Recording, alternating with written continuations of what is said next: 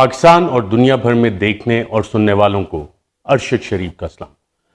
ناظرین، دنیا بھر میں جو عالمی ریسرچ ہوئی فاشزم کے متعلق، اگر ان عالمی جریدوں کو دیکھا جائے، ریسرچ پیپرز کو دیکھا جائے اور کتابیں پڑھی جائے تو اس میں چند خصوصیات سامنے آتی ہیں کہ فاشسٹ حکومتیں کرتی کیا ہیں۔ جو فاشسٹ حکومتیں ہوتی ہیں وہاں پہ انسانی حقوق کی پامالی ہوتی ہے، میڈیا پہ سینسرشپ ہوتی ہے،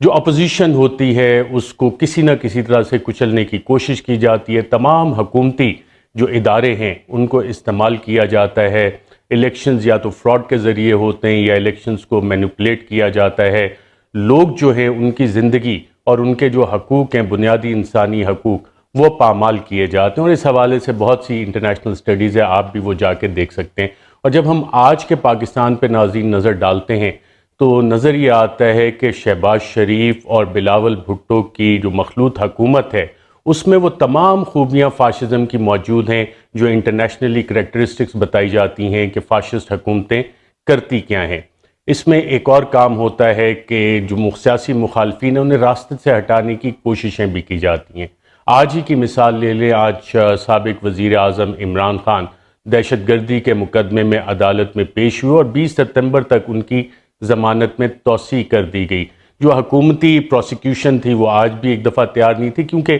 جب مقدمے اس طرح سے بنائے جائیں جو کہ جعلی ہوں، جھوٹ پہ مبنی ہوں، صرف پرسیکیوشن کے لیے بنائے جائیں تو ان کا عدالتوں میں دفاع کرنا مشکل ہو جاتا ہے۔ اور عمران خان کا قصور کیا ہے؟ عمران خان کا جو جرم بتایا گیا اس میں 780 کا پرچہ کاٹتے ہوئے کہ جو انہوں نے دہشت گردی کا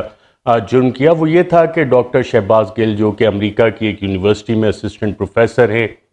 ان کے چیف آف سٹاف ہیں، جب انہیں گرفتار کیا گیا تو کسٹڈی میں ان کے اوپر جب زیر حراست تھے تو ان پہ ٹارچر کیا گیا، کسٹوڈیل ٹارچر، اور انہوں نے کہا کہ اس حوالے سے میں قانونی ایکشن لوں گا، اور عمران خان پہ دہشت گردی کا مقدمہ اس بات پہ کر دیا گیا۔ ڈاکٹر شہباز گل کے اوپر کسٹوڈیل ٹارچر پہ کوئی کمیشن آف انکوائری ابھی تک اس حکومت نے تشکیل نہیں دیا ہے، لیکن عمران خان پہ ناظرین جو دہشت گردی کا مقدمہ ہوا، اگر آپ سپریم کورٹ آف پاکستان کی متعدد ججمنٹ دیکھیں، اور اس میں ایک لینڈ مارک ججمنٹ ہے سابق چیف جسٹس آصف سعید کھوسہ صاحب کی، ان تمام ججمنٹس کو پڑھیں تو آپ کو بڑا واضح نظر آتا ہے کہ عمران خان پہ یہ بوگس، جعلی، جھوٹا مقدمہ کیوں کیا گیا، اور یہ کسی بھی عدالت میں سٹینڈ نہیں کر سکتا۔ سپریم کورٹ کے متعدد فیصلوں جس میں لارجر بینچ بھی شامل تھے، ان فیصلوں کی روشنی میں ایک اور چیز اگر ہم دیکھیں جو فاشسٹ حکومتیں کرتی ہیں، وہاں میڈیا کو کنٹرول کرنے کی بھرپور کوشش کی جاتی ہے، اور شہباز شریف اور بلاول بھٹو کے دور میں ناظرین آج جو چیزیں ہو رہی ہیں وہ پاکستان میں بدترین مارشل لاء کے ادوار میں بھی ہم نے وہ ظلم و زیادتی اور میڈیا سینسرشپ نہیں دیکھی۔ جنرل ایوب کے دور میں جو پریس ایڈوائزری آتی تھی، پریس اینڈ پبلیکیشن آرڈیننس آیا، اخبارات بند کیے گئے، وہ سلسلہ بھی آج ہم دیکھ رہے ہیں کہ ٹی وی چینلز کو آف ایئر کر دیا جاتا ہے، ہدایات آتی ہیں اور پیمرا کا استعمال کیا جاتا ہے، یہاں تک کہ سندھ ہائی کورٹ میں پیمرا نے جا کے کہا کہ جی ARY جو بند ہوا ہے وہ ہم نے بند نہیں کیا۔ تو سوال ہے کہ جی وہ کون تھا جس نے پھر یہ بند کیا تھا؟ وہ نام ابھی تک سامنے نہیں آ رہا۔ لیکن اسی چیز کو جب ہم دیکھتے ہیں میڈیا سینسرشپ کے حوالے سے، جنرل ضیاء الحق کے دور میں جو کچھ ہوا، وہاں سر عام صحافیوں کو، جس میں ناصر زیدی صاحب بھی شامل تھے، سینئر صحافی ہیں، ان کو سر عام پبلک کے سامنے کوڑے مارے گئے۔ آج شہباز شریف اور بلاول بھٹو کی مخلوط حکومت کے دور میں پبلکلی تو چیخیں صحافیوں پہ ظلم نہیں ہو رہا، جو چیخیں پبلکلی سنی جاتی تھیں وہ ان عقوبت خانوں سے وہ چیخیں آتی ہیں جب ٹارچر کیا جاتا ہے، اور یہ آج کے دور میں ہو رہا ہے۔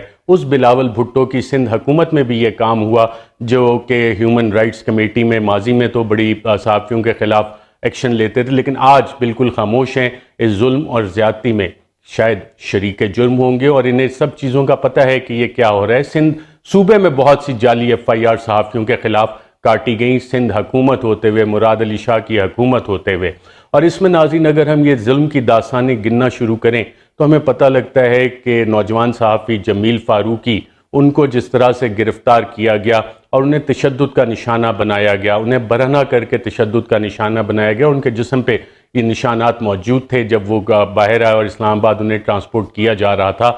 جمیل فاروقی ان نوجوان صحافیوں میں سے ناظرین ایک عام پاکستانی ہے جو عام پاکستانیوں کی طرح اس نے محنت کر کے اپنا نام بنایا، کوئی اس کے لیے سفارش نہیں تھی، کوئی اس نے شارٹ کٹ استعمال نہیں کیا، اپنی محنت دن رات کر کے اس نے اپنا نام بنایا. اور اس کا قصور کیا ہے جمیل فاروقی کا؟ جمیل فاروقی کا ناظرین قصور یہ ہے کہ وہ عام پاکستانی کی بات کرتا ہے، عام پاکستانی کے حقوق کی بات کرتا ہے، وہ سوال کرتا ہے، ایک عام پاکستانی کی طرح سوال کرتا ہے ان طاقتور حلقوں سے جو کہتے ہیں کہ جناب ہم تو کسی قانون کے تحت نہیں آتے، ہمارے بارے میں اگر تم سوال کرو گے، آواز اٹھاؤ گے تو تمہیں نشان عبرت بنا دیا جائے گا. اور جمیل فاروقی کے ساتھ یہ تشدد کیا گیا. نہ صرف جمیل فاروقی، آپ عمران ریاض خان کی مثال لے لیں. عمران ریاض خان کی استقامت اور بہادری کو باقاعدہ طور پہ میں سلام پیش کرتا ہوں کہ 2 درجن سے زائد اس کے اوپر مقدمے کیے گئے، اور جب اسے گرفتار کیا گیا تھا، ایک تھانے سے دوسرے تھانے، ایک عدالت سے دوسرے تھانے لے جایا جا رہا تھا، تو اطلاعات یہ ہیں کہ اس پہ بھی ان ہیومن ٹریٹمنٹ اس کے ساتھ کی گئی. جس طرح دہشت گردوں کے اوپر کالا کپڑا منہ پہ چڑھا دیا جاتا ہے، وہ ان پہ چڑھایا گیا، اور ان ہیومن ٹریٹمنٹ اور تشدد کی اطلاعات ہمارے پاس موجود ہیں کہ عمران ریاض خان پہ تشدد کیا گیا. لیکن سلام ہے عمران ریاض خان کو کہ جب اس کو موقع ملا اس نے ہمیشہ پاکستان زندہ باد کا نعرہ لگایا. عماد یوسف جو ARY نیوز کے ہیڈ آف نیوز اور کرنٹ افیئرز ہیں، ان کے گھر جس طرح رات کو ریڈ کی گئی، اس طرح دہشت گردوں کو ریڈ کر کے اٹھایا جاتا ہے. اس کے معصوم بچے آج بھی اس ریڈ کی وجہ سے جو پرائیویسی آف ہوم انویڈ کی گئی سندھ میں، سندھ حکومت جہاں پاکستان پیپلز پارٹی کی حکومت ہے، بلاول بھٹو زرداری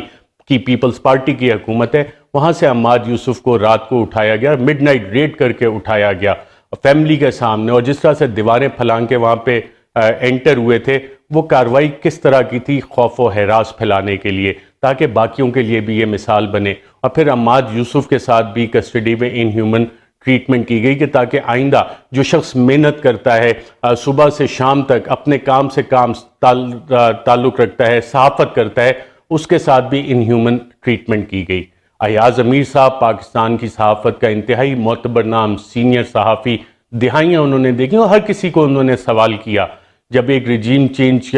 کے حوالے سے انہوں نے بات کی اور ایک سیمینار میں شرکت کی جس میں عمران خان بھی موجود تھے، تو انہوں نے کافی ساری ایسے باتیں کیں کہ جس سے چند طاقتور حلقے انتہائی شدید برہم ہوئے. اور اس کے اگلے روز ہی جب وہ ٹی وی پروگرام اپنا ختم کر کے دنیا ٹی وی سے جا رہے تھے تو ان پہ حملہ کیا گیا. اور یہ ایک ایسا گنجان آباد علاقہ ہے جہاں پہ متعدد CCTV کیمراز لگے ہوتے ہیں، اور اسی وقت جب ہم نے بیپرز وغیرہ دیے تھے اور اس کو کنڈیم کیا تھا تو کہا تھا کہ شاید اس کے پرپیٹریٹرز نہ پکڑے جائیں، یہ نامعلوم افراد نہ پکڑے جائیں. اور آج کی تاریخ تک آپ ناظرین دیکھ لیں، ایاز امیر پہ حملہ کرنے والے بھی نہیں پکڑے گئے. سمیع ابراہیم صاحب پہ حملہ کیا گیا، اور سمیع ابراہیم کے حوالے سے آج بھی چند لوگوں کی خواہش ہے کہ انہیں ابھی تک سبق نہیں آیا، مزید سبق سکھانا ہے. اور سمیع ابراہیم کے حوالے سے آج بھی سازشیں باقاعدہ طور پہ جاری ہیں، جس کی کہ مجھے بہت انتہائی مصدقہ اطلاع جو میں نے چند لوگوں سے بات کی تو پتہ لگا. اور یہ مصدقہ اطلاعات ناظرین میں آپ کو ایک خط دکھاؤں گا ڈاکومنٹڈ، جس میں ان تمام چیزوں کا ذکر کیا گیا تھا، وہ تھوڑی دیر میں آپ کو بتاتا ہوں. لیکن دیگر صحافیوں کی میں تھوڑا ذکر کرنا چاہوں گا. صابر شاکر کو ملک چھوڑنا پڑا، سنگین دھمکیاں انہیں دی. مجھے بھی سنگین دھمکیاں آئیں اور یہ ڈاکومنٹڈ ہے، سرکاری دستاویزات میں بھی ڈاکومنٹڈ ہے کہ اس حوالے سے جو دھمکیاں دی گئیں، جان سے مارنے کی دھمکیاں دی گئیں، اس حد تک یہ لوگ کارروائیاں کر رہے ہیں. اور قصور کیا ہے؟ صرف بولتے ہیں، سوال کرتے ہیں. خاور گھمن جو ARY کے بیورو چیف ہیں اسلام آباد کے، ان کے اوپر بھی مقدمہ کر دیا گیا. صدیق جان حال ہی میں بیورو چیف بنے ہیں بولڈ ٹی وی کے، ان کو ڈرانے دھمکانے کا اور پریشرائز کرنے کا سلسلہ ہماری اطلاعات کے مطابق شروع ہو چکا ہے، اور ان کے حوالے سے بھی چند حلقوں میں کچھ بات چیت ہوئی ہے. جب ناظرین میں یہ ساری چیزوں کا ذکر کر رہا ہوں تو میں آپ کو ایک خط بتانا چاہتا ہوں جو میں نے 22 جولائی کو صدر مملکت، supreme commander of the arm forces, head of the state کو لکھا تھا، اور ایک اسی طرح کا خط honourable chief justice of Pakistan کو بھی لکھا تھا. اور اس میں ایک پیراگراف میں 22 جولائی کو میں نے بتایا تھا کہ کچھ انسکروپلس ایلیمنٹ صحافیوں کے خلاف یہ کارروائیاں کرنے کا پلان کر رہے ہیں. اور آپ اس خط میں جو نام لکھے ہوئے ہیں جب دیکھیں گے تو یہ کارروائیاں انہی صحافیوں کے خلاف ہوئی ہیں، اور یہ آلریڈی ڈاکومنٹڈ ہے. لیکن ان سب چیز پہ ناظرین آج کی تاریخ تک کوئی کمیشن نہیں بنا ہے. یہ تاریخ کا وہ سیاہ باب ہے میڈیا سینسرشپ کا جو شہباز شریف، بلاول بھٹو اور PDM کی حکومت میں رقم ہو رہا ہے. یہ سب کچھ کیا کیوں جا رہا ہے؟ میڈیا کی آواز دبانے کی کوشش کیوں کی جا رہی ہے؟ چینل مالکان کو دھمکیاں دی جاتی ہیں، ان کے اوپر بھی چند میں سلمان اقبال پہ بھی مقدمے میں شامل کیا گیا ان کا نام، ان کو دیگر دھمکیاں بھی دی گئیں کہ تمہارا فلانا بزنس ہے، وہ ختم ہو جائے گا، اس حوالے سے تمہیں ہم سبق سکھائیں گے۔ دیگر چینل کے مالکان کو کہا تمہارا فلانا بزنس ایک اور ہے، اس حوالے سے تمہیں ہم سبق سکھائیں گے۔ اور جو کوئی بھی عمران خان کو دکھانے کی، جلسہ دکھانے کی کوشش کرے گا اسے نشان عبرت بنا دیا جائے گا۔ فلاں صحافی کو آف ایئر کر دو، فلاں صحافی کو نوکری سے نکالو، پھر تم سے بات چیت ہوگی۔ یہ ساری چیزیں بیک گراؤنڈ میں چل رہی ہیں میڈیا کی سینسرشپ کے حوالے سے اس وقت جو حالات ہیں۔ لیکن یہ سب کچھ کیا کیوں جا رہا ہے؟ یہ سب کچھ کیا اس لیے جا رہا ہے کہ عمران خان، جس کے ساتھ اس وقت پاکستان کی عوام کھڑی ہے، وہ پاکستان کی قوم جو انتہائی ریزیلینٹ ہے، خوددار قوم ہے، محنت کرتی ہے، ایماندار قوم ہے، وہ عمران خان کے ساتھ کھڑی ہے۔ اور لوگوں کا خیال ہے جو یہ پی ڈی ایم کی حکومت ہے، اس کے اتحادی ہیں اور اس کے ہینڈلرز ہیں اور سہولت کار ہیں، کہ عمران خان کی پاپولیرٹی شاید میڈیا کی وجہ سے ہے۔ میڈیا کی وجہ سے نہیں، آپ نے میڈیا پہ سینسرشپ لگا کے بھی دیکھ لیا، پاکستان کے عوام عمران خان کے ساتھ کھڑے ہیں۔ اور آپ دیکھیں کہ کتنی نیچ اور گری ہوئی حرکت انہوں نے کی کہ جب عمران خان امریکہ میں پاکستان میں جو فلڈ سے، سیلاب سے تباہ کاریاں ہوئیں، اس سے پاکستانیوں کے لیے امداد اکٹھی کر رہے تھے، تو چینلز کو آف ایئر کیا گیا۔ عارف حمید بھٹی جو آلریڈی کھٹکتے ہیں بہت سارے حکمرانوں کو اور کافی سارے لوگوں کو، بڑی بے باک بات کرتے ہیں، پہلے انہیں آف ایئر کیا گیا، پھر ان کے چینل کو یہ دھمکیاں دی گئیں کہ اگر تم نے عمران خان کو دکھایا تو تمہارا چینل بند کر دیا جائے گا، اور کئی جگہ پہ جی این این کو بند بھی کیا گیا۔ عارف حمید بھٹی صاحب بھی ان سب چیزوں سے دل برداشتہ ہو کے ملک اس وقت چھوڑ چکے ہیں اور ایک دوسرے ملک میں اس وقت جا کے بیٹھے ہیں، کیونکہ پاکستان میں جو حالات ہیں، اب جان سے مارنے کی دھمکیاں دی جا رہی ہیں۔ عارف حمید بھٹی پہ بھی 2 اٹیمپٹس ہوئے تھے، جس کے بعد عارف حمید بھٹی نے ملک چھوڑنے کا فیصلہ کیا۔ ٹیلی تھون عمران خان نے پہلی کی اور دوسری کی، اور اس میں اوورسیز پاکستانیوں نے جو عمران خان پہ اعتماد کرتے ہیں، پاکستانیوں نے جو عمران خان پہ اعتماد کرتے ہیں، دونوں ٹیلی تھون میں تقریباً 10 ارب سے زائد کے اماؤنٹ پلیج کیے ہیں پاکستانیوں کی مدد کرنے کے لیے۔ لیکن یہ حکومت، اس کے اتحادی اور اس کے سہولت کار اور ہینڈلرز، انہوں نے بھی اپیلیں کی تھیں، اور شرمندگی سے وہ یہ بھی نہیں بتاتے کہ ان کے اکاؤنٹس میں پاکستانی قوم نے کتنا پیسہ دیا۔ وہ یہ چیز آپ کو نہ بتا رہے ہیں، نہ بتائیں گے، بلکہ کوشش تو یہ کی گئی کہ جو عمران خان نے ٹیلی تھونز میں جو اکاؤنٹ دیے تھے، جب لوگ وہاں پیسے جمع کروانے گئے، کہتے نہیں اس میں نہیں، تم حکومت کے اس اکاؤنٹ میں پیسے جمع کرواؤ۔ بینکس کو یہ ہدایات اس حوالے سے دی گئی تھی، لیکن لوگوں کا اعتماد جو ہے وہ عمران خان کے اوپر ہے۔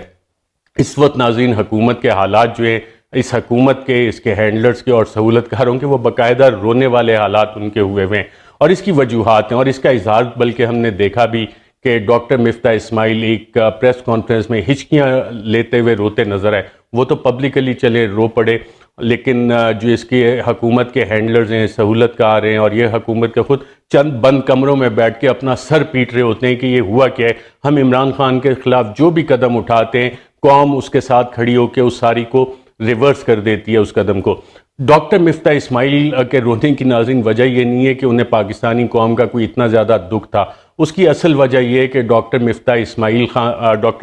اسماعیل صاحب جب خفیہ ملاقاتیں کرتے تھے اور بتاتے تھے کہ جی تیل کی قیمت اتنی ہونی چاہیے، بجلی کی اتنی ہونی چاہیے، پریس کانفرنسز ریکارڈ پہ موجود ہیں، تو جب خفیہ ملاقاتیں کرنے جاتے تھے تو وہاں بھی وہ میٹھی گولیاں دیتے تھے، بہت سے سبز باغ دکھاتے تھے۔ اور آج کل حالت یہ ہے کہ ہر طرف سے، پارٹی کے اندر سے بھی اور دیگر جہاں پہ یہ خفیہ ملاقاتوں میں کہانیاں سناتے تھے، سب جگہ سے انہیں ڈانٹ پڑ رہی ہے کہ یہ تم نے کیا ہے پچھلے 6 ماہ میں، معیشت کا حال کیا ہے، ڈالر کو دیکھو، مہنگائی کو دیکھو۔ اور حالت اب ناظرین پاکستان کی اس وقت یہ ہو چکی ہے کہ آج اسد عمر صاحب نے ایک ٹویٹ کی اور اس میں کچھ انہوں نے امیج بھی شیئر کیا، اور بڑی خوفناک انہوں نے انفارمیشن اس حوالے سے شیئر کی کہ پاکستان کے جو بانڈز ہیں انٹرنیشنل مارکیٹس کا، ان پہ سے اعتماد اٹھ چکا ہے، اور یہ سب کچھ آئی ایم ایف پیکج آنے کے باوجود ہو رہا ہے۔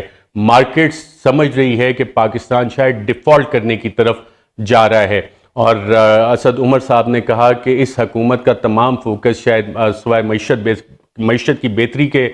وہ تمام کا تمام اپنے سیاسی مخالفین کو اور آزاد صحافیوں کو کچلنے کے لیے انہوں نے تمام اپنی انرجیز فوکس کی ہوئی ہیں۔ آئی ایم ایف آلریڈی یہ اسیسمنٹ دے چکا ہے کہ پاکستان کی معیشت بڑی تیزی سے سری لنکا کی صورتحال جیسے ہوئی تھی اور پھر سری لنکا نے ڈیفالٹ کیا، وہاں ہنگامے ہوئے، اس طرف کو جا رہے ہیں۔ عمران خان اپنے سمیع ابراہیم کے ساتھ انٹرویو میں بتا چکے ہیں کہ سری لنکا پلس والے حالات پاکستان میں بننے جا رہے ہیں۔ اس کا ناظرین تمام چیزوں کا حل کیا ہے؟ حل ایک بڑا واضح ہے کہ پاکستان میں جلد سے جلد ایک کیئر ٹیکر گورنمنٹ بنائی جائے اور آئین کے مطابق 90 دن میں انتخابات کرائے جائے تاکہ ایک طویل مدتی حکومت آئے جس پہ عوام کا اعتماد ہو، اور عوام کے مینڈیٹ سے جو حکومت آئی وہ صرف پاکستان کو بحرانوں سے نکال سکتی ہے۔